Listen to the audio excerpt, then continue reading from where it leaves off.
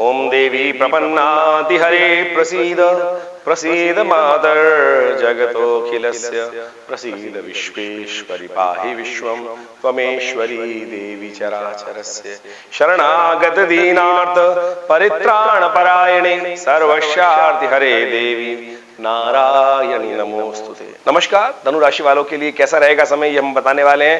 मैं आचार्य डॉक्टर विक्रमादित्य आपके साथ हूं। आचार्य वाणी पर आप हमें देख रहे हैं।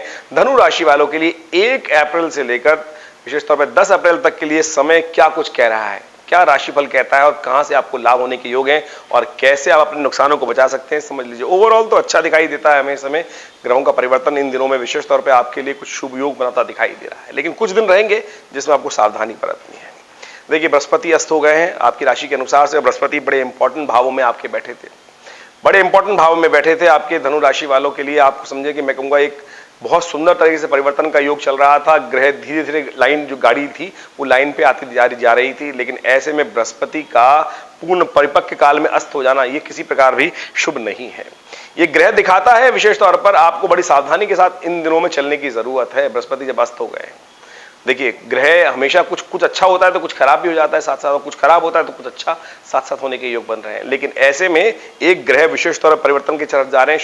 शुक्र स्वग्रही होने जा रहे हैं और वो आपके लिए एक तरह से रहमत देंगे और बहुत सारे कष्टों को दूर करने के योग बना सकते हैं, विजय दिलवाने के योग बना सकते हैं। तो अब समझ लीजिए विशेष तौर पर 1 तारीख से लेकर 10 तारीख के बीच में क्या कुछ होने के योग हैं। यदि हम 1 अप्रैल की बात करें तो 1 अप्रैल के दिन थोड़ा सा आपको अपने आप को रिजर्व करते हुए चलने की जरूरत है। ग्रह का थोड़ा सा प्रभाव आपके लिए थोड़ा सा भारी दिखाई देता है। ऐसे में विशेष तौर पर भगवान विष्णु का स्तमन करें, क्योंकि उस दिन एकादशी का योग है और एकादशी के दिन आप चावल का दान करें, सफेद चीजों का दान करें। इसके द्वारा आपके कष्टों को दूर करने के योग बन सकते हैं। विशेष तौर पर आपको थोड़ा सा सावधान रहते हुए काम करने की जरूरत दिखाई देती है और थोड़ा सा बच्चों का विशेष तौर पर ध्यान भी रखना चाहिए। जमीन जायदाद से कुछ लाभ होने के योग दिखाई देते हैं। तो आगे बढ़ते हैं, हम बात करें 2 तारीख की। 2 तारीख को परिवर्तन का योग बन रहा है। सुबह सुबह से ही आपके लिए पॉजिटिविटी होती दिखाई दे रही है। पॉजिटिव ग्रहों का परिवर्तन आपको लाभ देने के योग बना सकता है और भाग्य से, विशेष तौर पर धर्म कार्य से। हाँ, मुझे दिखाई देता है आपका मन में धर्म कार्य अच्छा करने, आप शायद किसी का अहित करना नहीं चाहेंगे और बिल्कुल बहुत बढ़िया से अपने कामों में मस्त होते चले जाएंगे। वैसे आपकी फितरत ऐसी है कि आपको केवल अपने सम्मान का ध्यान रखना चाहिए। ऐसे लोग विशेष तौर पर केवल सम्मान का, मैं ही बड़ा हूं और कोई उनको छोटा कहते तो बस थोड़ी सी ग्लानि हो जाती है। तो इसलिए कोशिश करें आप थोड़ा सा दबकर लोगों से अपना लाभ लेने का प्रयास कर लीजिए। ऐसे में बहुत सुंदर योग बन रहा है, लाभ की स्थिति बन रही है। तो आप यदि 1-2 दिन सावधानी के साथ काम कर लेंगे तो बहुत बढ़िया आप अपने लाभ को ले जा सकते हैं। लेकिन एक बात का ध्यान रखिएगा, क्योंकि आपका सीधापन ज्यादा रहेगा, ऐसे में आपके लाभ को कोई और ले जा सकता है। इसलिए आपको बहुत ज्यादा थोड़ा सा अलर्ट होने की जरूरत है। जब आदमी सज्जन हो जाता है ना, तो सज्जन होते होते दुर्जन जो होते हैं वो उसको कष्ट देने के योग बना देते हैं और सज्जन ही लुटता है। तो इस बात का ध्यान रखना। तो सज्जनता के चक्कर में बहुत ज्यादा कहीं लोग आपके जेब न खाली करवा लें, इस बात का भी ध्यान रखते हुए काम करने का प्रयास आपको करना है। और अगले दिन बात करें तो 3 तारीख को बड़ा सुंदर योग बन रहा है, सोम प्रदोष का योग है। 3 तारीख को सोमवार भी है, प्रदोष भी है, चैत्र का महीना है, पहला वर्ष का महीना, मास पक्ष चल रहा है और ऐसे में सुंदर सोम प्रदोष पड़ गया है। भगवान शिव की साक्षात कृपा का दिन पड़ गया है। कोशिश ये करें भगवान शिव का सुबह से ही ध्यान करें, ओम नमः शिवाय का जप करें, ग्रह आपके अनुकूल हो जाएंगे। और ऐसे में आपके मन में तो धर्म का उदय हो ही रहा है, सात्विकता मन में उदय हो ही रही है। कोशिश ये करें इस सात्विकता का लाभ लेने के लिए, जब मन अच्छा होना तो कोशिश ये करनी चाहिए भगवान का नाम अवश्य लेना चाहिए, क्योंकि उससे क्या होता है कि उससे जो कर्म हम करते हैं कई गुना अधिक लाभदायक हो जाते हैं। ऐसे में ग्रह आपके मन के अनुसार चल रहे हैं, ग्रह आपके लिए धर्मात्मा का भाव आपके अंदर उदय कर रहे हैं। तो ऐसे में इस योग का अवश्य लाभ लेने का प्रयास करना चाहिए। सोमवार का दिन, प्रदोष का समय और ग्रह दिखाता है कि आपकी धर्मात्मा नेचर के कारण से आप लोगों से लाभ ले सकते हैं। केवल थोड़ा सा अलर्ट रहते हुए काम करने की जरूरत है। उस दिन शाम के समय विशेष तौर पर भगवान शिव का अवश्य ध्यान करें। शास्त्र में कहा गया है कि विशेष प्रदोष के समय पर, वैसे तो जब प्रदोष का समय होता है तो उसे दोष रहित काल माना जाता है, लेकिन त्रयोदशी जिस दिन शाम के समय हो और सोमवार का योग पड़ गया हो तो ऐसे में भगवान शिव की, पार्वती जी की कृपा प्राप्त करने का बड़ा सुंदर दिवस होता है। ऐसे में गंगा जल लेकर ओम नमः शिवाय का जप करते हुए भगवान को विशेष तौर पर अर्पित करें। ओम नमः शिवाय का जप करते हुए भगवान पे बिल्वपत्र अर्पित करें। चैत्र का महीना चल रहा है और देखिए इस महीने में बिल्वपत्र थोड़े खंडित होते हैं, लेकिन शुद्ध बिल्वपत्र आपको एक आध मिल जाएगा और उसको लेकर ओम नमः शिवाय का जप करते हुए त्र्यंबकम यजामहे सुगंधिम पुष्टिवर्धनम उर्वारुकमिव बंधनान् मृत्योर्मुक्षीयमामृतात्, इसको भगवान शिव पर बिलपत्र को अर्पित करें। देखिए कल्याणकारी योग बनेंगे, आपके बृहस्पति के दोष भी भगवान शिव की कृपा से हर जाएंगे।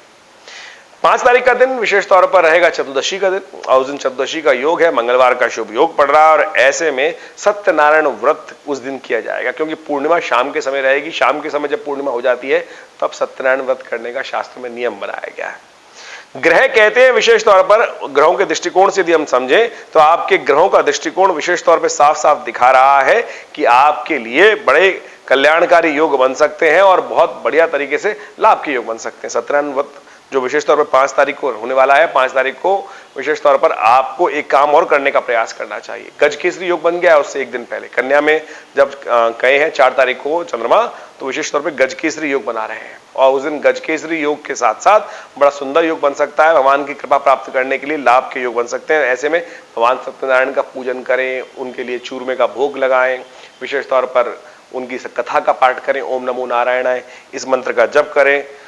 और ग्रह दिखाते हैं कि लाभ की स्थिति बन सकती है, और विशेष तौर पर लेकिन एक बात से सावधान रहना है, आपको लालच नहीं करना है, बहुत ज्यादा लालच में। और एक बात और ध्यान रखना है, केवल अपनी अपनी ना चलाएं। लोग आपको इस बात से थोड़े से एरोगेंट हो सकते हैं आपके लिए कि आप एरोगेंट बहुत ज्यादा हैं और आपके लिए आप दूसरों के लाभ को अपनी तरफ खींच रहे हैं, लोग ऐसा भाव उत्पन्न कर सकते हैं। इसलिए थोड़ा सा लीनियंसी के साथ काम करने की जरूरत है, वो आपको विशेष तौर पर ध्यान रखते हुए काम करने का प्रयास करना चाहिए। यदि हम 6 तारीख की बात करें तो 6 तारीख को पूर्णिमा का शुभ योग पड़ रहा है, उस दिन हनुमान जयंती भी है, और उस दिन हनुमान जयंती विशेष तौर पर जो पड़ रही है, साथ में शुक्र का परिवर्तन भी हो रहा है, वृषभ राशि में शुक्र का परिवर्तन हो रहा है। वृषभ राशि में शुक्र का परिवर्तन विशेष तौर पर आपकी राशि के अनुसार से दिखाता है कि आपको विशेष तौर पर कहीं ना कहीं किसी कार्य में विजय के योग बन सकते हैं, लेकिन थोड़ा सा आपको अपने धन के खर्च से रुकना चाहिए। लेकिन क्योंकि शत्रु थोड़े परेशान तो करेंगे, जितना भारी शत्रु होगा उतनी विजय प्राप्ति के योग भी बनेंगे। मैंने कहा विजय के योग हैं, जितना प्रबल योग होगा वो प्रबल विजय भी दिलाते दिखाई दे रहे हैं, लेकिन थोड़ी सावधानी फिर भी बरतने की जरूरत है। अननेसेसरी क्लैशेस बढ़ सकते हैं और अंतर्द्वंद मन में थोड़ी सी ही भावना, लेकिन विजय निश्चित दिखाई दे रही है। आप जो भी कार्य करेंगे उसमें विजय निश्चित है। तो साथ साथ हनुमान जयंती है उस दिन, तो कोशिश करें हनुमान चालीसा का विशेष तौर पाठ करें, सुंदर कांड का पाठ करें, हनुमान जी के मंदिर में जाकर पीपल के पत्तों की माला लेकर हनुमान जी को अर्पित करें। देखिए समस्त कष्ट दूर होने के योग बनेंगे। ग्रह दिखा रहे हैं कि चंद्रमा भी परिवर्तन पे जा रहे हैं, उस दिन तुला राशि में आ गए हैं, और तुला राशि में परिवर्तन के साथ साथ विशेष तौर पर आपकी राशि के अनुसार से लाभ की स्थिति बड़ी प्रबल होती दिखाई दे रही है। ऐसे में भगवान हनुमान जी को विशेष तौर पर आपको चमेली के तेल से उनको सिंदूर चढ़ाना चाहिए, घी से उनको सिंदूर चढ़ाना चाहिए। आपके लिए बड़ा सुंदर योग बन के आता दिखाई दे रहा है, जो आपके लाभ की स्थिति बना सकता है। लेकिन इन दिनों में, आखिरी दिनों में विशेष तौर पर ध्यान रखने की जरूरत है। 9 तारीख के आसपास वृश्चिक में चंद्रमा चले जाएंगे, और वृश्चिक में चंद्रमा कहीं ना कहीं नुकसान करा सकते हैं आपकी राशि के अनुसार से। 12वें भाव का चंद्रमा कहीं ना कहीं कष्ट देने के योग बनाता है, कहीं ना कहीं विशेष तौर पर नुकसान करा सकता है। तो इसलिए अंतिम 2 दिनों में थोड़े से आपको बहुत ज्यादा रूल्स एंड रेगुलेशन को फॉलो करते हुए काम करने की जरूरत है, खर्चों को कंट्रोल करने की जरूरत है, नहीं तो आमदनी अठन्नी खर्चा रुपया होने के योग दिखाई देते हैं। तो ये था ग्रहों का योगा योग, इसके अनुसार से आप काम करेंगे तो बहुत सुंदर रहेगा। उपाय भी हमने आपको बताए, आपके जीवन में लाभ हो, कष्ट आपके दूर हो। धन्यवाद।